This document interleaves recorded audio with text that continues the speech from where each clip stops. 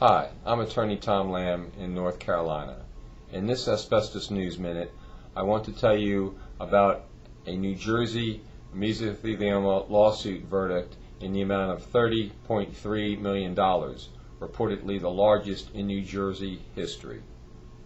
The case is unusual insofar that it involves both direct exposure to asbestos fiber as well as indirect or secondhand exposure to asbestos fibers, both of which contributed to the mesothelioma, which took the life of Mark Buttitta a little after 1 year following his diagnosis. Mr. Buttitta was a very successful advertising executive who earned in excess of $500,000 a year, and yet that kind of money, nor anything else, can save a person from this terrible asbestos cancer.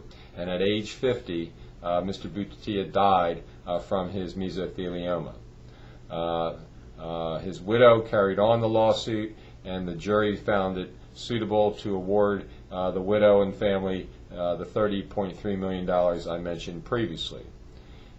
In terms of exposure, the plaintiff, Mark Buttitta, first had exposure in a second-hand or indirect manner by means of his father and brother, who both worked at an auto part warehouse that contained, amongst other things, asbestos brakes and asbestos clutches, which, when moved around, can release fibers.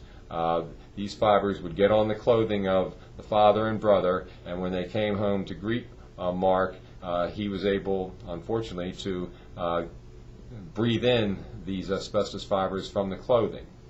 Later in his lifetime, as a college student, and for a couple of years thereafter, Mark himself worked in a similar auto parts warehouse, and he too handled asbestos-containing brake shoes and asbestos-containing clutches, and in this manner he got direct exposure to asbestos fibers, the fibers which later in his life would cause his mesothelioma.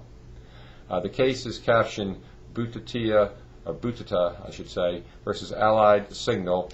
The case was filed and heard in Bergen County, New Jersey. Commendable is this fact: the daughter of Mr. Buttitta has established a foundation, a charitable foundation, which is the Mark Buttitta Memorial Foundation, and can be found on the internet. They recently sponsored a charity or a fundraising bike ride in Massachusetts, which I understand to have been a great success, and it sounds like this is going to be an annual event. Again, this is a case where a 50-year-old man died just a year after his diagnosis of mesothelioma, and his family, while they received a large reward, is taking action to help others with mesothelioma, to heighten awareness by means of the foundation which they have set up in their father's name. For more information, visit asbestoslegalwatch.com. Thank you, and have a nice day.